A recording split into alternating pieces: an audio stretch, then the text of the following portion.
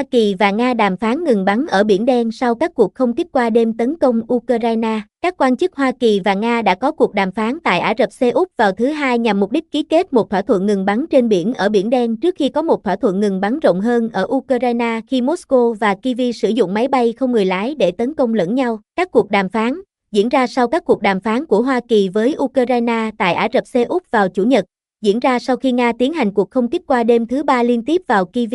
là một người bị thương và phá hủy nhiều ngôi nhà trong khu vực xung quanh thủ đô Ukraine. Về phần mình, Nga cho biết họ đã bắn hạ 227 máy bay không người lái của Ukraine trong 24 giờ qua, khi lính cứu hỏa ở khu vực Krasnodar phía nam của nước này đã chiến đấu trong ngày thứ Năm để dập tắt đám cháy tại một kho dầu bị tấn công trong một cuộc tấn công bằng máy bay không người lái của Ukraine vào tuần trước. Tổng thống Hoa Kỳ Donald Trump đã tăng cường nỗ lực chấm dứt cuộc xung đột kéo dài 3 năm sau khi ông đã có cuộc nói chuyện với cả Tổng thống Ukraine Volodymyr Zelensky và Tổng thống Nga Vladimir Putin vào tuần trước. Nhà Trắng cho biết mục đích của các cuộc đàm phán với Saudi là đạt được lệnh ngừng bắn trên biển ở Biển Đen, cho phép tàu thuyền lưu thông tự do. Mặc dù khu vực này không phải là địa điểm diễn ra các hoạt động quân sự dữ dội trong những tháng gần đây và không rõ liệu các cuộc đàm phán có nhanh chóng dẫn đến một thỏa thuận mới hay không hoặc liệu chúng được thiết kế để tạo điều kiện cho các bên thảo luận về một chương trình nghị sự rộng hơn. Điều này chủ yếu liên quan đến sự an toàn của hoạt động hàng hải. Người phát ngôn Điện Kremlin Dmitry Peskov cho biết, lưu ý rằng thỏa thuận năm 2022 về vận chuyển Biển Đen đã không thực hiện được những gì đã hứa với Moscow. Trọng tâm vào Biển Đen hẹp hơn nhiều so với thỏa thuận ngừng bắn rộng rãi trong 30 ngày mà Hoa Kỳ đề xuất tại Saudi Arabia vào đầu tháng này. Một dấu hiệu cho thấy Nga vẫn có thể còn lâu mới đồng ý ngừng giao tranh đáng kể. Ukraine đã gây ra thiệt hại đáng kể cho hạm đội Biển Đen của Nga kể từ năm 2022. Buộc Moscow phải di chuyển một số tàu ra khỏi căn cứ của mình ở Crimea. Bất chấp các cuộc tấn công của Nga vào các cảng của mình, Ukraine vẫn có thể xuất khẩu ngũ cốc, quặng sắt và các mặt hàng khác qua Biển Đen từ 3 cảng biển chính ở khu vực Odessa ở mức tương tự như trước chiến tranh. Tuy nhiên, nước này không thể sử dụng cảng Mykolaiv, một trung tâm xuất khẩu lớn khác trước đây, và Zelensky đã kêu gọi các nhà lãnh đạo EU vào đầu tháng này ủng hộ ý tưởng về một lệnh ngừng bắn trên biển và trên không. Sự hoài nghi ở châu Âu. Một nguồn tin được tóm tắt về kế hoạch cho các cuộc đàm phán với Saudi cho biết phía Hoa Kỳ do Andrew Pitt, một giám đốc cấp cao tại Hội đồng An ninh Quốc gia Nhà Trắng và Michael Alton,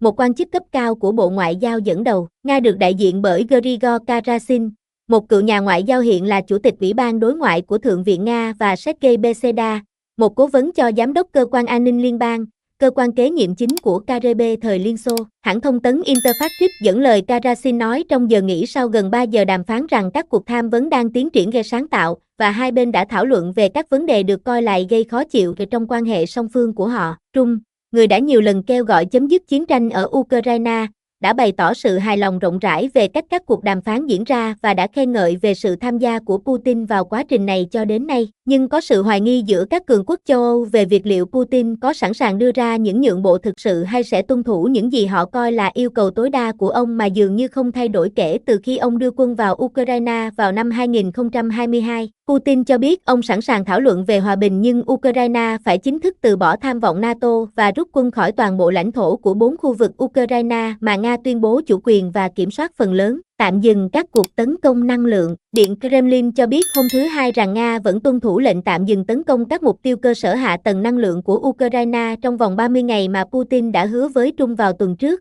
Mặc dù Kyiv vẫn tiếp tục tấn công các cơ sở năng lượng của Nga, Ukraine, nước cho biết sẽ chỉ đồng ý tạm dừng nếu một văn bản chính thức được ký kết, đã cáo buộc Moscow vi phạm lệnh tạm dừng của chính mình, điều mà Nga phủ nhận. Cố vấn an ninh quốc gia Nhà Trắng Michael Waltz nói với Faith Nation của CBS vào Chủ nhật rằng các phái đoàn Hoa Kỳ, Nga và Ukraine đã tập trung tại cùng một cơ sở ở Riyadh. Đài truyền hình nhà nước Saudi cho biết hôm thứ Hai rằng Bộ trưởng Quốc phòng Ukraine, Rustem Umerov, đã đến Saudi Arabia. Sự hiện diện của ông có thể chỉ ra rằng phái đoàn Hoa Kỳ sẽ tiếp tục đàm phán với Ukraine sau khi các cuộc tham vấn với Nga kết thúc. Ngoài lệnh ngừng bắn ở Biển Đen, Wang cho biết các nhóm sẽ thảo luận về ranh giới kiểm soát giữa hai nước, mà ông mô tả lại các biện pháp xác minh, gìn giữ hòa bình, đóng băng các ranh giới tại nơi chúng hiện hữu. Ông cho biết các biện pháp xây dựng lòng tin cũng đang được thảo luận, bao gồm cả việc trả lại trẻ em Ukraine bị Nga bắt giữ. Báo cáo của Dmitry Antonov tại Moscow,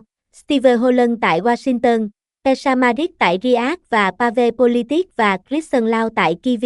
Báo cáo bổ sung của Phil Stewart và Don Duffer biên soạn bởi Guy Colber, Andrew Osborne biên tập bởi Toby Chopra và Joe S. Russell.